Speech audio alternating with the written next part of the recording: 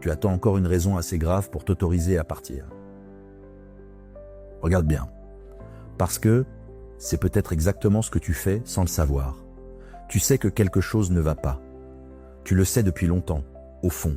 Mais chaque fois que l'idée de partir monte, une petite voix demande « Oui, mais qu'est-ce que tu vas dire? Qu'est-ce qui s'est passé de si terrible ?»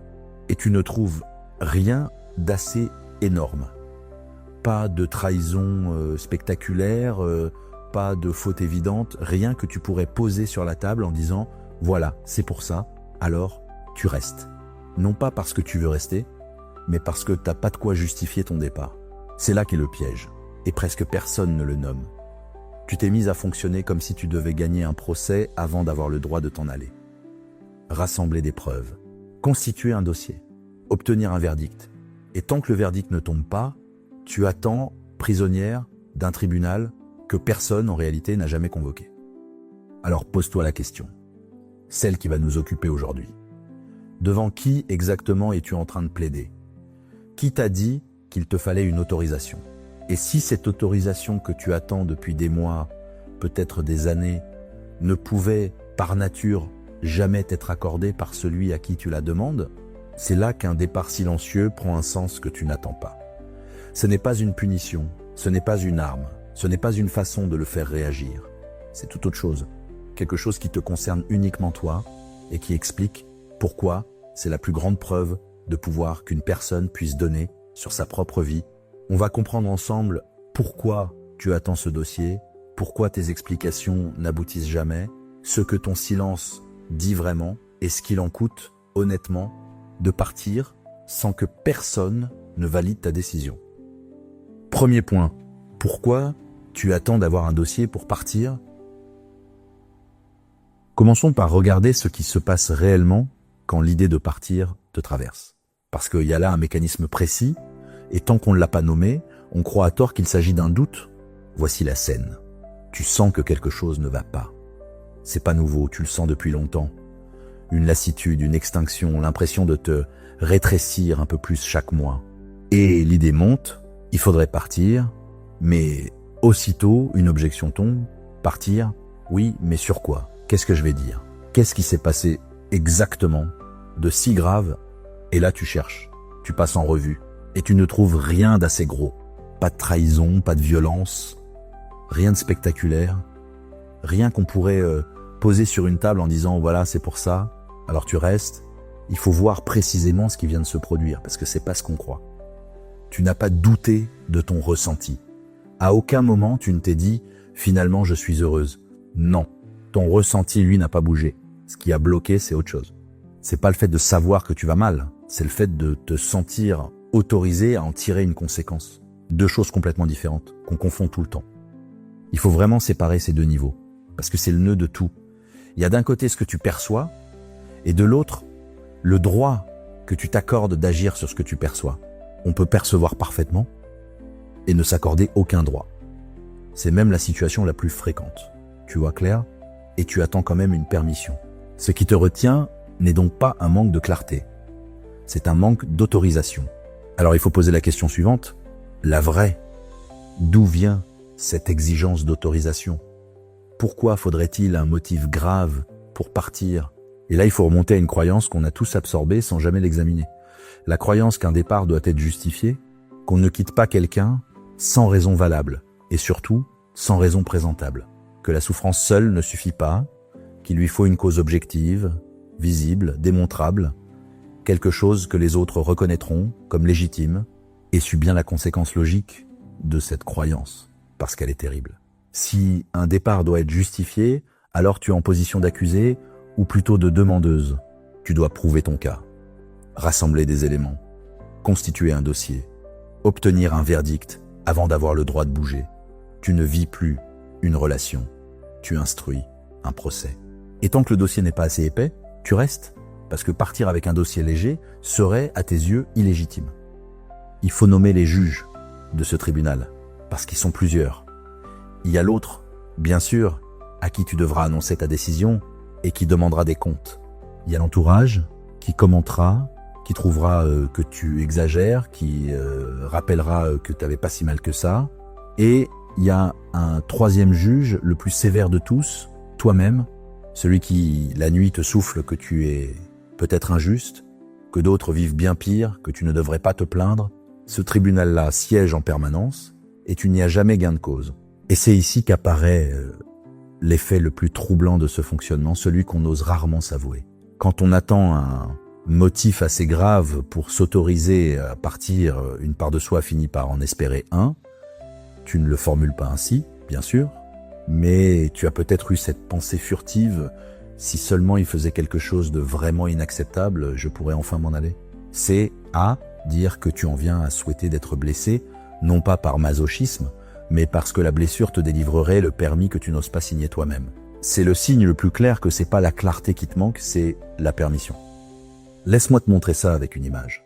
Pense à quelqu'un qui a acheté un vêtement et qui, chez lui, réalise qu'il ne lui convient pas, il ne s'y sent pas bien, il ne se reconnaît pas dedans, il voudrait le rendre, mais il se dit: je ne peux pas, il n'a aucun défaut. Il n'est pas déchiré, il n'est pas taché, il n'y a rien à reprocher au tissu, alors il le garde. Il le garde des mois dans son placard, un vêtement en parfait état, qu'il ne portera jamais, parce qu'il croit qu'on ne rend une chose que si elle est cassée. Alors que le vrai critère n'a jamais été là. Le vrai critère, c'est simplement: est-ce que ça me va et ça ne me va pas, est une raison entière, complète, qui n'a besoin d'aucun défaut pour être valable. C'est exactement ce que tu fais. Tu cherches le défaut, la déchirure, la tache, quelque chose de démontrable, alors que la seule question qui compte est celle que tu ne t'autorises pas à poser. Est-ce que cette vie me va? Et si la réponse est non, ce non se suffit à lui-même. Il n'a pas besoin d'être appuyé par une faute de l'autre. Pour exister, il faut aller au bout de cette idée, parce qu'elle est le cœur de tout l'épisode. Ce que tu as fait, sans t'en rendre compte, c'est déclasser ton propre ressenti. Tu l'as rétrogradé au rang de témoignage peu fiable, une impression subjective, insuffisante, qui ne tiendrait pas devant un juge. Tu as décidé que ton expérience à toi, vécue de l'intérieur pendant des mois, valait moins qu'un fait objectif que tout le monde pourrait constater. Or, ton expérience est le seul élément dont tu disposes de première main. C'est la pièce la plus solide du dossier et c'est celle que tu as toi-même écartée. Il y a une distinction importante à poser ici, parce que je ne veux pas qu'on me fasse dire n'importe quoi. Rien de ce que je viens de dire ne signifie qu'il faut quitter au premier inconfort, ni qu'une relation ne demande jamais d'effort. Toute vie commune traverse des passages difficiles, et fuir dès la première friction, c'est pas de la lucidité, c'est un autre problème. La question n'est pas: ai-je le droit de partir dès que ça devient dur? Elle est plus précise: dois-je attendre une catastrophe pour m'autoriser à partir d'une situation qui m'éteint depuis des années? Entre partir trop vite et attendre un désastre, il y a un espace immense et c'est dans cet espace que se joue ta lucidité. Il y a une autre chose à dire, plus délicate. Dans beaucoup de ces situations, il n'y a pas de coupable. La personne en face n'est pas un monstre. Elle n'a rien fait d'ignoble. Elle est peut-être même quelqu'un de bien. Et c'est précisément ce qui rend ces départs si difficiles. Quand il y a une faute, on a un motif. Quand il n'y a personne à blâmer, on se retrouve sans rien à présenter, avec pour seule raison une chose qui semble insuffisante. Je ne suis plus vivante là-dedans. Ce n'est pas insuffisant. C'est simplement plus difficile à plaider. Voilà le premier point. Ce qui te retient n'est pas un doute sur ce que tu ressens, mais l'absence d'autorisation d'agir sur ce que tu ressens, deux choses qu'on confond toujours. Parce que tu as absorbé l'idée qu'un départ doit être justifié, tu t'es placé en position de plaider, à constituer un dossier devant un tribunal composé de l'autre, de ton entourage, et de toi-même en juge le plus sévère, au point d'espérer parfois une faute assez grave pour te délivrer le permis que tu n'oses pas signer. Comme celui qui garde des années un vêtement qui ne lui va pas, faute de défaut à montrer, alors que ça ne me va pas a toujours été une raison entière. Ce que tu as vraiment fait, c'est déclasser ton propre ressenti, la seule pièce du dossier que tu connaisses de première main. Mais admettons que tu décides quand même de plaider, que tu ailles chercher cette autorisation là où tu crois qu'elle se trouve, auprès de l'autre, en lui expliquant enfin ce que tu vis. Il faut comprendre pourquoi cette démarche, aussi légitime soit-elle, n'aboutit presque jamais. Et la raison n'a rien à voir avec ta façon de l'exprimer. Deuxième point. Pourquoi l'explication n'aboutit jamais? Admettons que tu décides de plaider.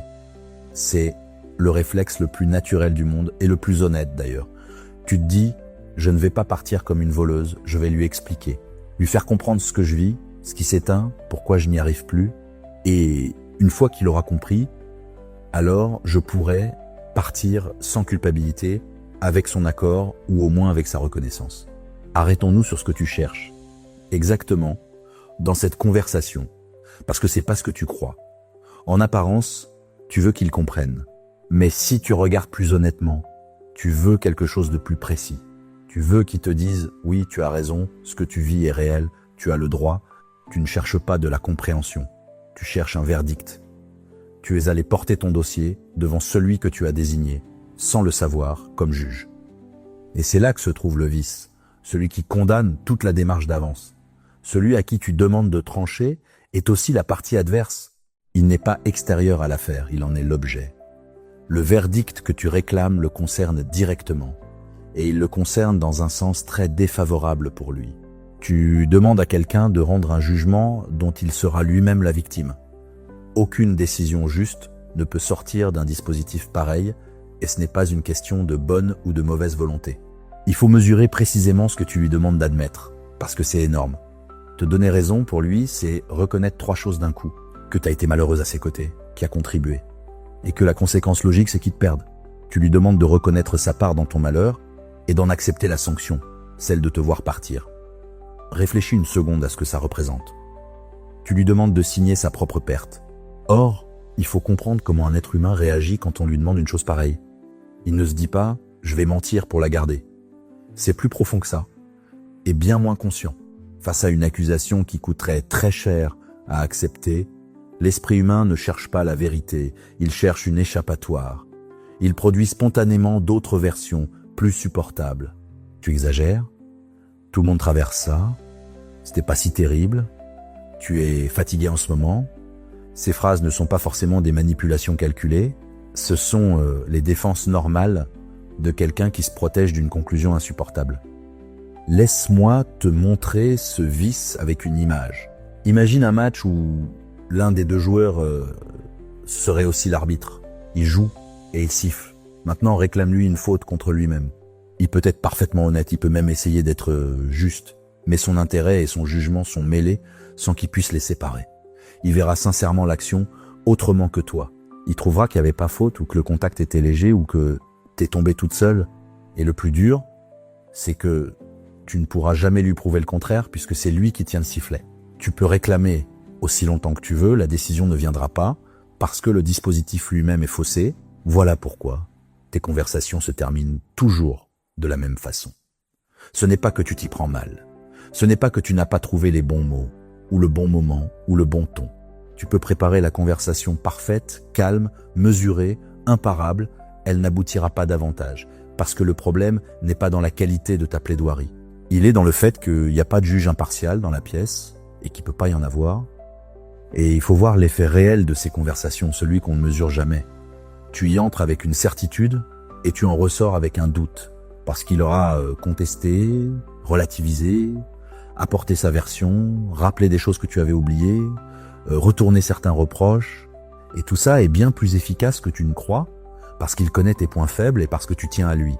Tu sors de là en te demandant si, finalement, tu n'exagérais pas. Ton dossier était mince avant la conversation. Il est encore plus mince après. C'est le point crucial, et il faut le formuler nettement. Plaider ne te rapproche pas de l'autorisation, ça t'en éloigne. Chaque tentative d'obtenir sa reconnaissance affaiblit ta propre certitude. Tu crois t'avancer vers la sortie et à chaque conversation, tu recules. C'est pour ça que certaines personnes ont eu cette même discussion 20 fois en 3 ans et qu'elles sont toujours là. C'est pas qu'elles n'ont pas essayé. C'est qu'essayer était précisément ce qui les gardait dedans. Il y a un second effet, plus discret et tout aussi puissant. Parfois, la conversation se passe bien. Il écoute, il reconnaît une partie, il promet de faire attention. Et là, quelque chose se rallume en toi. Tu dis, il a entendu, ça peut changer. Cette conversation, censée préparer ton départ, vient de le repousser de 6 mois. Parce qu'il faut bien laisser sa chance à ce qui vient d'être promis. Et 6 mois plus tard, quand rien n'a bougé, tu recommences à zéro, avec le même dossier et la même certitude en berne. Il faut être précis pour éviter un contresens. Parce que tout ceci pourrait laisser croire qu'il ne faut jamais parler, et ce serait faux. Il y a une différence entre 2 démarches qui se ressemblent mais n'ont rien à voir. Parler pour construire, quand on veut rester et qu'on cherche à améliorer les choses, c'est indispensable, c'est même ce qui sauve les relations. Ce dont je parle est autre chose, c'est plaider pour obtenir la permission de partir.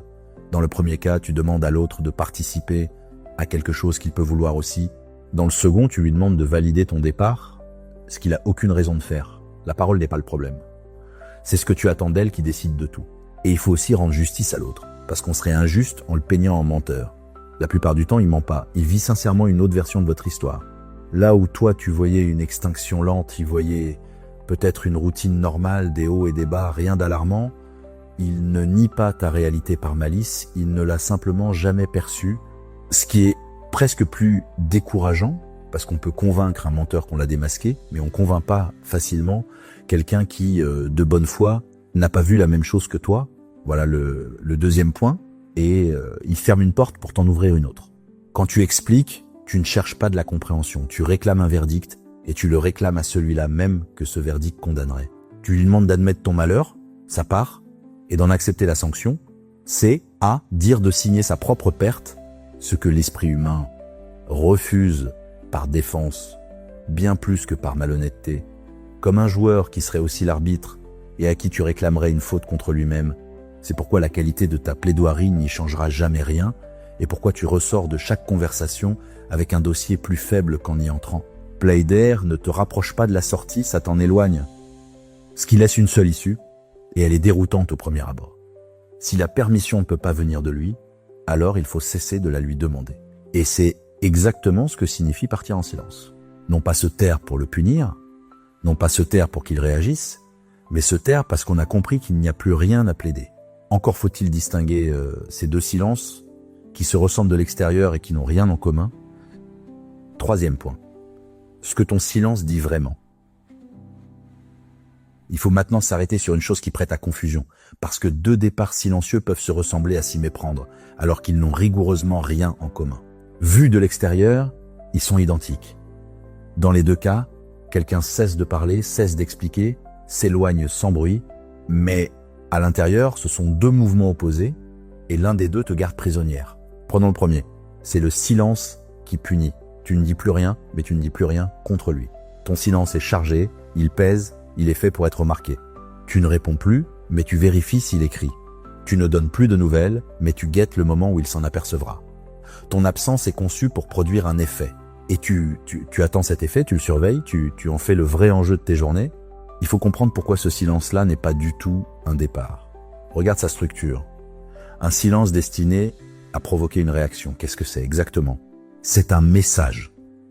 Un message sans mots, mais un message quand même avec un destinataire et un contenu. Regarde ce que tu perds, réagis, reviens, comprends. Or, un message attend toujours une réponse. Donc ce silence te place en position d'attente, exactement comme un texto envoyé et laissé sans réponse. Tu n'as pas quitté la conversation, tu as seulement changé de langue. Et il y a pire, il faut le dire franchement. Ce silence est souvent la plaidoirie la plus véhémente de toutes. Tu as essayé les mots, ils n'ont pas fonctionné, alors tu tentes autre chose de plus fort.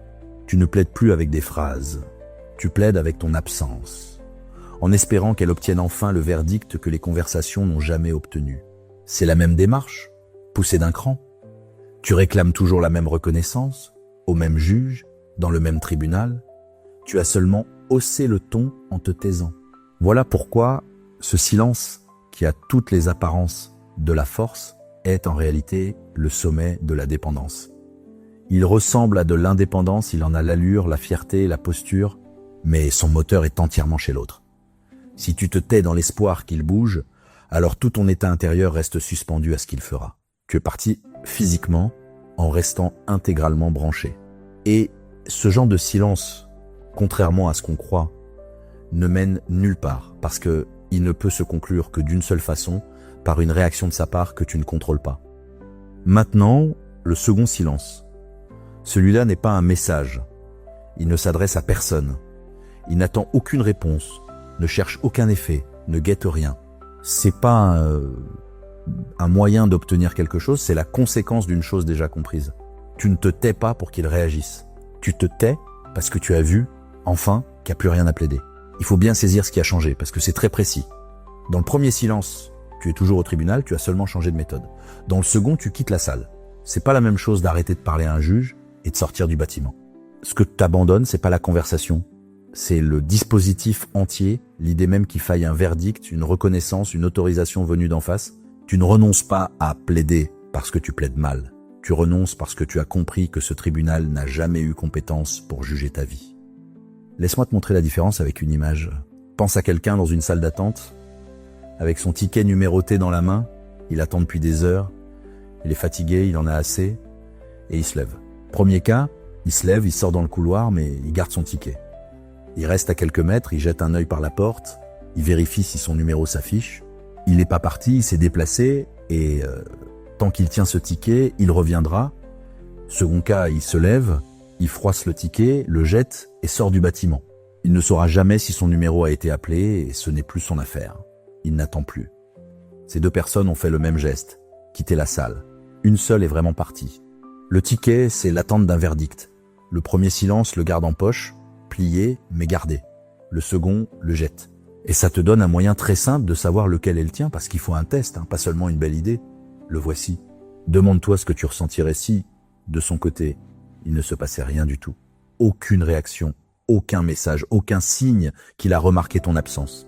Si cette idée te serre le ventre, si elle te paraît insupportable, alors ton silence attend encore quelque chose et c'est le premier. Si cette idée te laisse à peu près tranquille, si tu peux l'envisager sans que ta paix vacille, alors tu as vraiment jeté le ticket. C'est pas ce que tu dis ou ne dis pas qui tranche, c'est ce que produirait en toi son absence totale de réponse. Il faut maintenant nommer ce que ce second silence dit réellement, parce qu'on se trompe de destinataire. On croit qu'il dit quelque chose à l'autre, quelque chose comme tu mérites plus mes mots. C'est pas ça, et si c'était ça, on serait retombé dans le premier. Ce silence ne s'adresse pas à lui, il s'adresse à toi. Et ce qu'il te dit, c'est ceci: j'ai vu suffisamment, et ce que j'ai vu me suffit. Pas j'ai gagné, pas il a perdu. Simplement, je n'ai plus besoin que quelqu'un d'autre confirme ce que je sais. C'est là que le mot pouvoir prend son sens exact, celui du titre, et il faut le préciser pour éviter tout malentendu. Ce n'est pas un pouvoir sur lui. Tu n'as aucun pouvoir sur lui, tu n'en as jamais eu, et c'est très bien ainsi. C'est un pouvoir sur ta propre vie, celui de tenir pour valable ta propre expérience sans la soumettre à l'approbation d'un tiers. C'est la fin d'une délégation. Pendant des mois, tu avais confié à quelqu'un d'autre le droit de dire si ta souffrance comptait. Ce silence-là, c'est le jour où tu reprends ce droit. Une précision s'impose, pour ne pas transformer ce principe en règle absurde.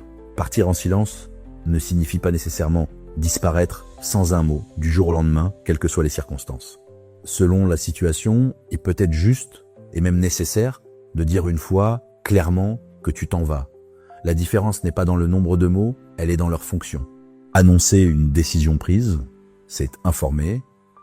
Exposer ses raisons pour qu'elles soient validées, c'est plaider. Une phrase nette peut être parfaitement silencieuse au sens où j'en parle, si elle ne demande rien. Et 3 heures d'explication peuvent n'être qu'une longue supplique.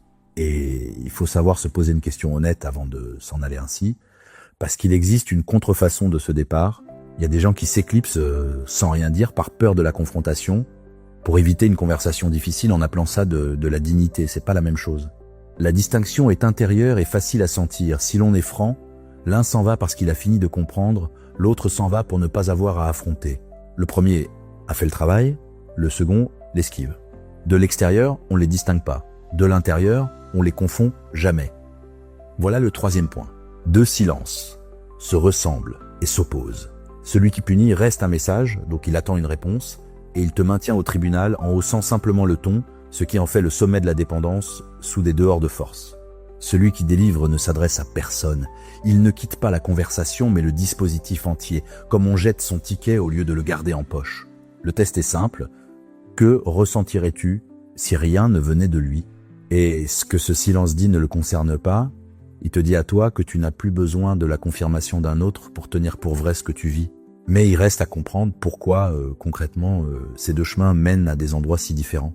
Pourquoi le drame, les explications, les grandes scènes te rattachent à quelqu'un dont tu veux partir, tandis que le silence, lui, te détache réellement. Il y a à cela une raison mécanique, presque physique, et elle explique pourquoi tant de départs bruyants n'ont jamais abouti. 4e point. Pourquoi le drame te rattache et le silence te détache.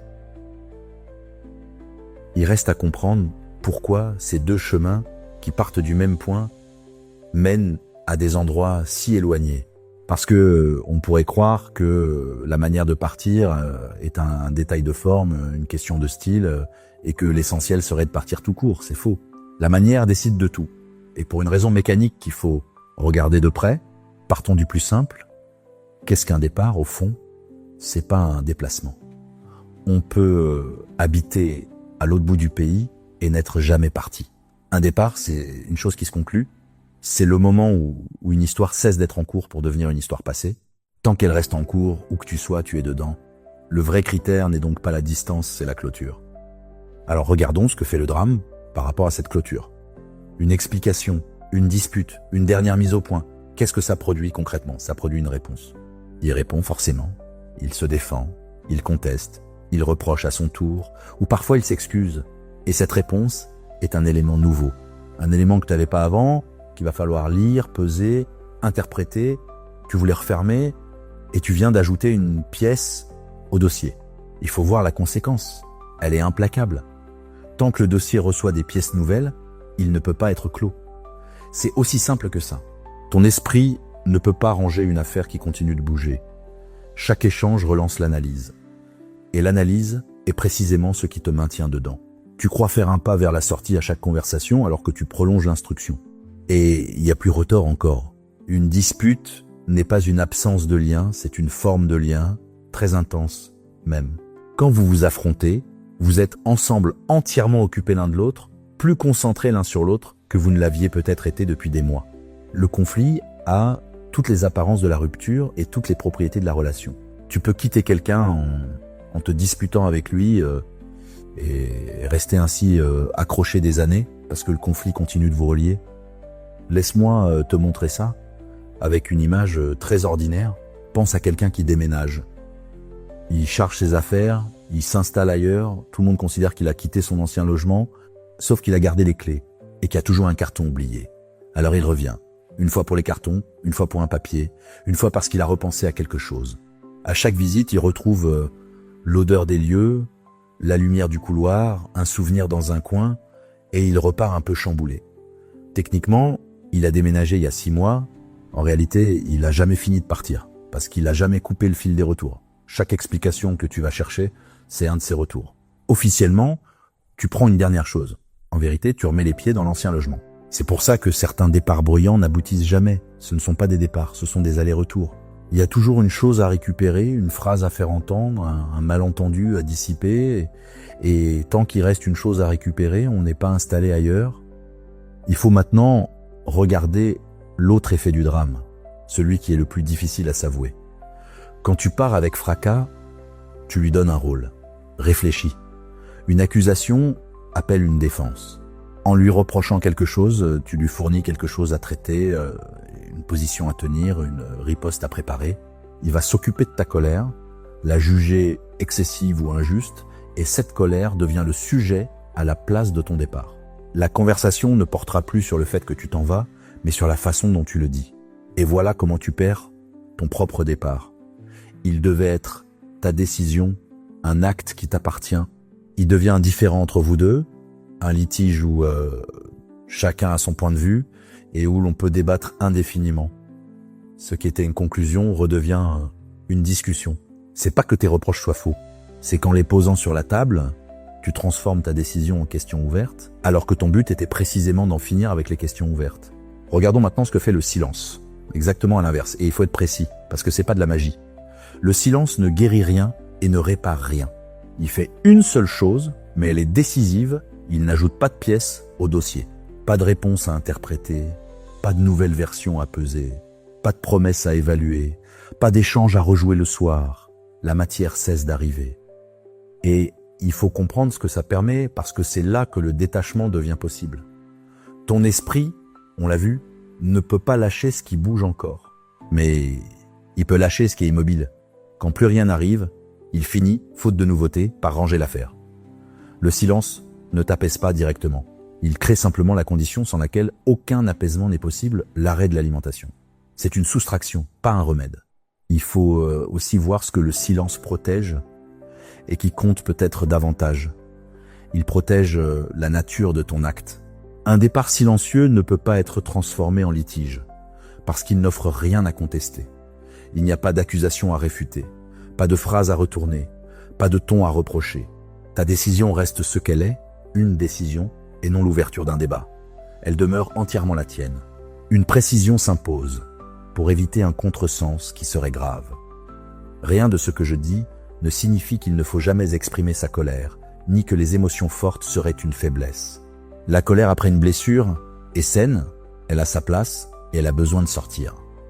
La question n'est pas de la refouler, elle est de savoir où tu la déposes. La déposer chez des proches, dans un carnet, chez un professionnel, c'est la traiter. La déposer chez celui dont tu essaies de partir, c'est rouvrir le dossier au moment précis où tu voulais le fermer. C'est pas ton émotion qui pose problème, c'est son destinataire. Et une seconde précision, honnête, pour ne rien te promettre de faux, se taire ne détache pas immédiatement, et surtout pas de la douleur. Tu peux garder le silence et penser à lui tous les jours pendant des mois. Le silence n'est pas un interrupteur, il n'efface rien, il ne rend pas l'oubli rapide. Il fait seulement en sorte que ce que tu portes cesse de grossir. C'est déjà énorme. Mais ne confonds pas cesser d'alimenter une douleur avec cesser de l'éprouver. La première chose est en ton pouvoir. La seconde demande du temps. Voilà le 4e point. Un départ n'est pas un déplacement mais une clôture. Et le drame empêche mécaniquement cette clôture, puisque chaque explication produit une réponse, donc une pièce nouvelle au dossier, donc une instruction qui continue. Le conflit a d'ailleurs toutes les apparences de la rupture et toutes les propriétés du lien, comme ces déménagements qui n'en finissent pas parce que on garde les clés et qu'il reste toujours un carton à récupérer. En partant avec fracas, tu lui donnes en plus un rôle à tenir et ta décision redevient un litige. Le silence, lui, ne guérit rien, il fait une seule chose, il cesse d'alimenter et il laisse ton acte être ce qu'il est, une décision et non un débat. Mais il serait malhonnête de s'arrêter là, comme si ce chemin était simplement le plus intelligent et qu'il suffisait de le comprendre pour l'emprunter. Ce départ-là coûte quelque chose. Et il coûte cher. Il faut regarder ce prix en face. Parce que c'est lui, et non l'ignorance, qui retient la plupart des gens. 5e point, le prix à payer, honnêtement. Il serait malhonnête de te présenter ce chemin comme le plus intelligent et de m'arrêter là, comme s'il suffisait de le comprendre pour l'emprunter. Ce départ-là coûte quelque chose. Et si tant de gens continuent de plaider, d'expliquer et de revenir, c'est pas par bêtise, c'est parce qu'ils reculent à juste titre devant ce prix. Alors regardons-le en face, précisément, parce qu'on ne paie bien que ce qu'on a chiffré. Le premier prix, c'est de renoncer à la reconnaissance. Il faut prendre la mesure de ce que ça veut dire. Ça veut dire qu'il n'y aura jamais ce moment que t'attendais, peut-être sans oser te l'avouer, celui où il aurait dit « T'avais raison, je vois maintenant ce que je t'ai fait vivre ». Ce moment n'aura pas lieu. Pas plus tard, pas dans un an, pas dans une conversation de hasard des années après. Tu pars en laissant cette phrase à jamais non prononcée. Le second prix découle du premier, et il est plus lourd. En renonçant au verdict, tu renonces aussi à savoir avec certitude que tu avais raison. C'est ça le vrai coup, et personne n'en parle. Parce qu'un verdict, même défavorable, tranche. Ici, rien ne tranche. Tu emportes avec toi une question qui restera ouverte, non plus sur lui, mais sur ta propre décision. Et si j'avais exagéré? Et si ça pouvait s'arranger? Et si j'avais gâché quelque chose de réparable? Cette question ne recevra jamais de réponse extérieure, jamais. Le troisième prix, c'est le regard des autres. Il faut le dire aussi, parce qu'il pèse plus qu'on ne l'imagine. Quand on part sans dossier, sans faute grave à exposer, on ne peut pas raconter une histoire qui tienne. Les gens autour de toi voudront comprendre et tu n'auras rien de présentable à leur donner. Tu diras « ça n'allait plus » et tu verras dans leurs yeux que ça ne suffit pas. Certains penseront que tu as abandonné, d'autres qu'il n'était pourtant pas si mal. Tu vas devoir supporter d'être, pour une partie de ton entourage, celle qui est partie sans raison. Et il y a un quatrième prix plus discret qui est peut-être le plus dur à porter, c'est un deuil sans cérémonie. Quand quelqu'un est trompé, trahi, maltraité, on l'entoure, on le console, sa douleur a un nom que tout le monde reconnaît. Toi, tu perds une relation entière, une vie commune, des projets, une place dans le monde, et personne ne considère vraiment que tu as perdu quelque chose puisque tu es parti de ton plein gré. Tu portes un chagrin réel que rien autour de toi ne valide comme un chagrin. Laisse-moi te montrer ce que tu fais en réalité avec une image. Pense à quelqu'un à qui l'on doit une somme d'argent depuis des années. Il a raison, la dette est réelle, il pourrait la réclamer indéfiniment. Il peut passer sa vie à écrire, à relancer, à attendre le remboursement qui lui est dû. Et un jour, il fait quelque chose d'étrange, il efface la dette. Pas parce qu'elle a été payée, pas parce qu'il estime qu'elle n'existait pas, simplement parce qu'il a calculé ce que lui coûtait le fait de rester créancier, ce temps, cette attente, cette part de lui immobiliser au guichet. Il perd la somme, c'est vrai, et il la récupérera jamais. Mais il récupère quelque chose de plus précieux, il cesse d'être en attente de paiement. C'est exactement ce que tu fais. On te doit une reconnaissance et cette dette est légitime. Tu ne l'effaces pas parce qu'elle n'existait pas. Tu l'effaces parce que rester créancière te coûte plus cher que la somme elle-même. Il faut maintenant comprendre pourquoi ce prix est si dangereux si on ne l'anticipe pas, parce que c'est là que se jouent la plupart des retours en arrière. Les gens ne reviennent presque jamais par amour. Ils reviennent parce que la facture impayée devient insupportable. Après quelques semaines, le manque de reconnaissance ronge, la question sans réponse tourne et une idée s'installe. Il faut au moins que je sache, il faut au moins qu'ils comprennent. Et l'on retourne, non pas pour reprendre la relation, mais pour réclamer son dû. Or, il n'y a rien à réclamer et cette démarche rouvre tout ce qu'on avait refermé. Alors comment porte-t-on ce prix, concrètement? Il faut être pratique ici, pas seulement lucide. La première chose est de nommer ce que tu as accepté de perdre. C'est très différent de subir un manque sans le comprendre. Se dire clairement « je pars » en sachant que je n'aurai ni excuse, ni reconnaissance, ni verdict, transforme une frustration subie en un choix assumé. La même privation ne pèse pas du tout le même poids selon qu'on la découvre ou qu'on l'a signée. La deuxième chose est d'aller chercher ailleurs ce que tu ne peux plus lui demander. Ne confonds pas renoncer à sa reconnaissance avec te passer de toute reconnaissance. Ta douleur a besoin d'être entendue, ton histoire a besoin d'être racontée à quelqu'un, simplement plus à lui. Des amis, des proches, un professionnel si c'est lourd, un carnet à défaut.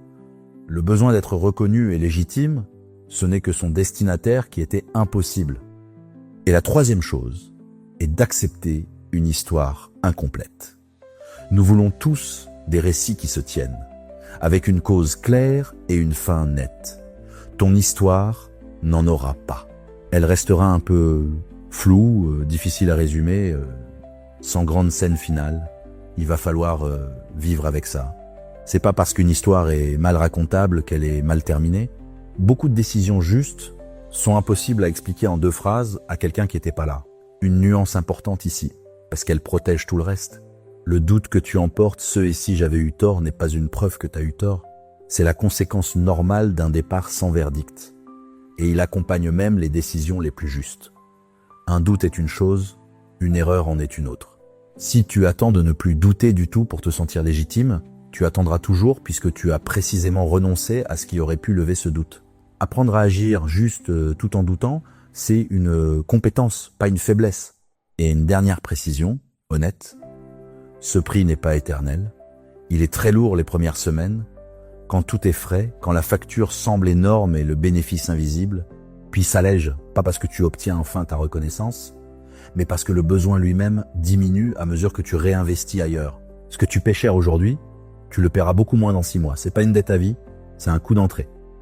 Voilà le 5e point, et c'est le plus honnête de tous. Ce départ coûte 4 choses. La reconnaissance qu'il ne donnera pas, la certitude d'avoir eu raison, le regard de ceux qui ne comprendront pas, et un deuil que personne autour de toi ne validera comme tel.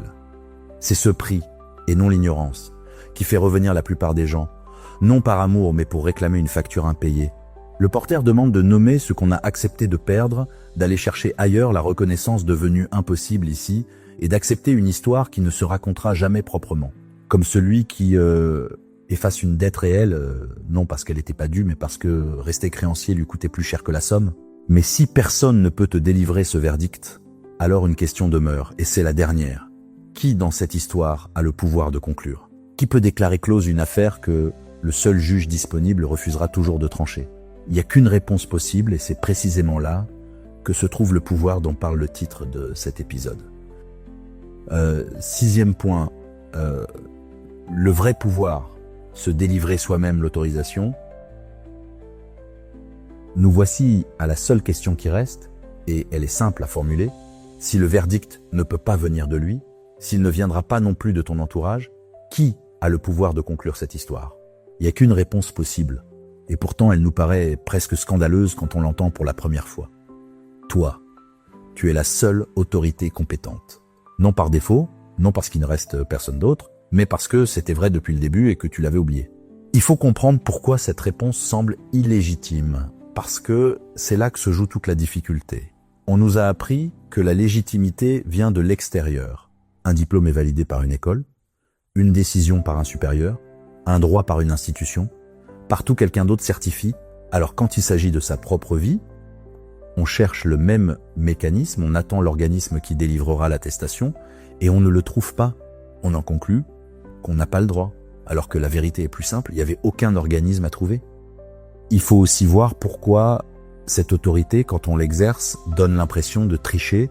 Décider soi-même qu'on a assez souffert ressemble à se donner raison, et se donner raison ressemble à de la complaisance. Mais regarde ce raisonnement de plus près, il ne tient pas.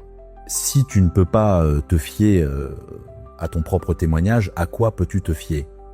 Tu es la seule personne au monde à avoir vécu cette relation de l'intérieur, jour après jour. C'est pas une opinion parmi d'autres, c'est le seul accès direct qui existe à cette réalité. Ce que tu appelles subjectif est en fait la source la mieux renseignée du dossier. Il y a d'ailleurs une chose qu'on oublie de dire. L'autre non plus n'a pas de vue objective. Il a la sienne, partielle, orientée par ce qu'il est et par ce qui l'arrange. Tu n'as jamais opposé ton ressenti fragile à une vérité solide. Tu opposais un point de vue à un autre point de vue. Et tu avais décidé d'avance que le tien pesait moins. Se réapproprier son autorité, ce n'est pas prétendre détenir la vérité absolue, c'est cesser d'accorder à celle de l'autre une valeur supérieure à la sienne. Laisse-moi te montrer ce qui s'est passé pendant tout ce temps, avec une image. Imagine quelqu'un qui a un document à valider et qui l'a préparé depuis longtemps. Tout y est, la décision est claire, le texte est écrit, mais il le remet jamais, parce qu'il attend une deuxième signature. Il relance, il fait patienter, il retarde. Des mois passent, et un jour, il relit le formulaire attentivement, et il découvre qu'il n'y a jamais eu qu'une seule ligne de signature. Une seule, la sienne. Le document n'a jamais rien attendu d'autre. Il s'était inventé un co-signataire, et il avait immobilisé sa décision pendant des mois pour une approbation que rien ne réclamait. Voilà ce que t'as fait. Tu attendais une contre-signature sur un document qui n'en demandait qu'une. Et l'acte dont je te parle depuis le début de cet épisode, c'est rien de plus spectaculaire que ça, c'est signer là où il fallait signer.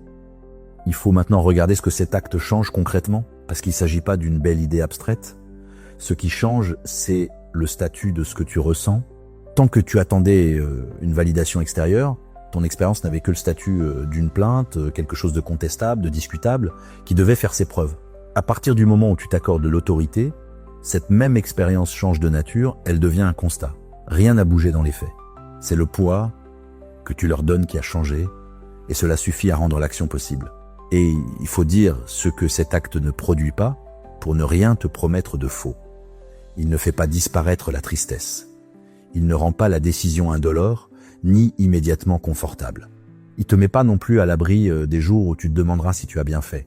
Ce qui fait est plus limité et plus décisif, il te rend le mouvement, tu peux avancer avec ta tristesse et ton doute, au lieu d'attendre immobile leur disparition.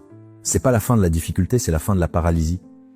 Il faut aussi comprendre ce que cet acte t'apprend, au-delà de cette relation. Parce qu'une décision de ce type ne s'oublie pas, elle installe en toi une donnée nouvelle, la preuve, par l'expérience, que tu es capable de tenir une position sans qu'elle soit approuvée. C'est très différent de le savoir en théorie. Tu l'as fait, tu as tenu, et ça devient un point d'appui pour tout ce qui suivra. La prochaine fois qu'une situation te demandera de te taire pour ne pas déranger, tu partiras avec cette expérience derrière toi. C'est là que le mot pouvoir, celui du titre, révèle enfin son sens exact. Il ne s'agit pas d'un pouvoir sur lui, ni de l'effet que ton départ produira sur lui, ni de ce qu'il comprendra un jour.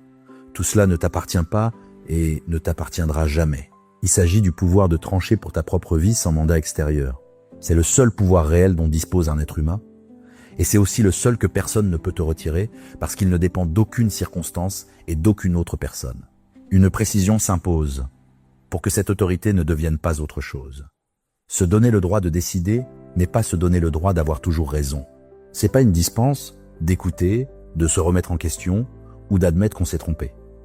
Une autorité saine reste capable de réviser son jugement. Ce que tu reprends, c'est pas le pouvoir d'être infaillible, c'est celui de conclure sans attendre l'accord de quelqu'un qui a intérêt à ce que tu ne conclues jamais. Ces deux choses n'ont rien à voir. Et confondre l'une avec l'autre transformerait une libération en fermeture. Et une dernière chose, pour rester juste, cet acte ne fait de personne un coupable. Tu peux t'autoriser à partir sans avoir besoin de désigner un fautif, et c'était précisément le point de départ de cet épisode. On peut quitter quelqu'un qui n'a rien commis d'impardonnable simplement parce que cette vie-là ne te va plus. Ta décision n'a pas besoin d'un accusé pour être valide, elle a seulement besoin de toi.